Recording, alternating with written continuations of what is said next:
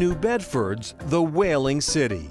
Boston, Beantown. Salem, Witch City. We Bay Staters have a weakness for a good town nickname. Some are world famous, others barely known beyond their town border. So tonight we are offering up a quiz for you, our astute viewers, challenging you to come up with the municipalities behind the monikers. Because everyone knows here in the Commonwealth, you are nowhere without a nickname. This is Chronicle on WCVB Channel 5.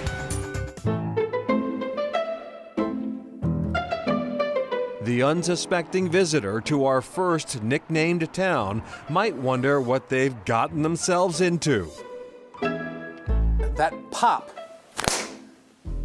is what makes the whole business work. Bob Brown, a local historian, welcomes us to Whip City with a lesson on the science behind the snap. This little piece of fiber at the end literally cracks the sound barrier. We just heard a sonic boom, a miniature sonic boom. It was the sound of money in this town. By the late 1800s, there were 40 whip factories here.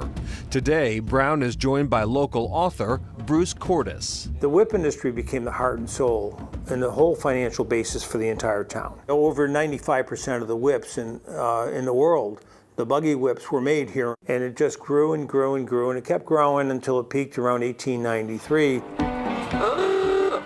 Of course, that was when the buggy whip industry was so rudely interrupted by that newfangled contraption called the automobile. The industry declined, and Whip City's factories closed, except for one lone holdout. We pride ourselves that we still exist and that we are pristine. Neither the exterior nor the interior have been changed. It is a genuine time capsule. These machines were put into service in, I would guess, the 1850s. Rawhide and whalebone have been replaced by fiberglass, but the machines here are little changed by the passing of the centuries. Owner Carol Martin. Think of us as your full-service whip manufacturer. We do harness whips, we do carriage whips, we do dressage whips, various kinds of training whips, crops, bats, that sort of thing. But we can meet most of your whip needs. No bull whips here. These are precision instruments for serious equestrians. Martin is working hard to keep the last surviving whip factory in Whip City open. To that end, she's in the process of turning it into a museum. We are a working museum. Everything that you've seen in the second floor operation here is part of a permanent display at the museum that will be available for visitors to tour. There will be some hands-on aspects. It'll be a very exciting place. It's really like a step back, a century or so. Leaving Whip City, it's time to get down and dirty in Shoveltown.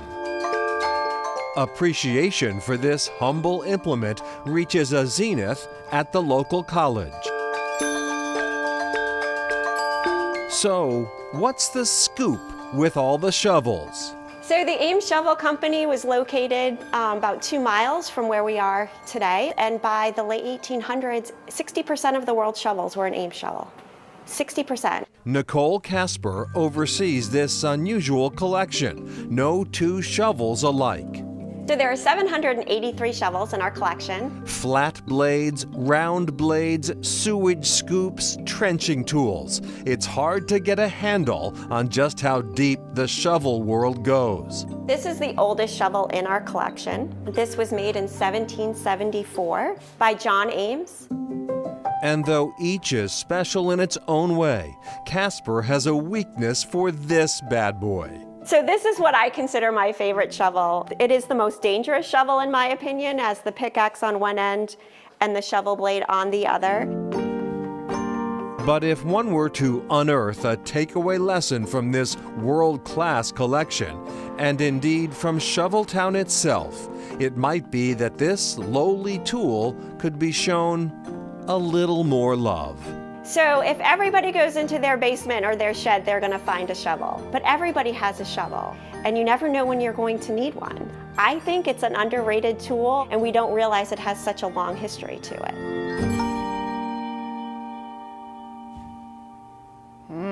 And back to the very last whip company in Whip City, owner Carol Martin has registered the museum as a 501(c) nonprofit, but the plan going forward is to continue the manufacturing side of the operation as well.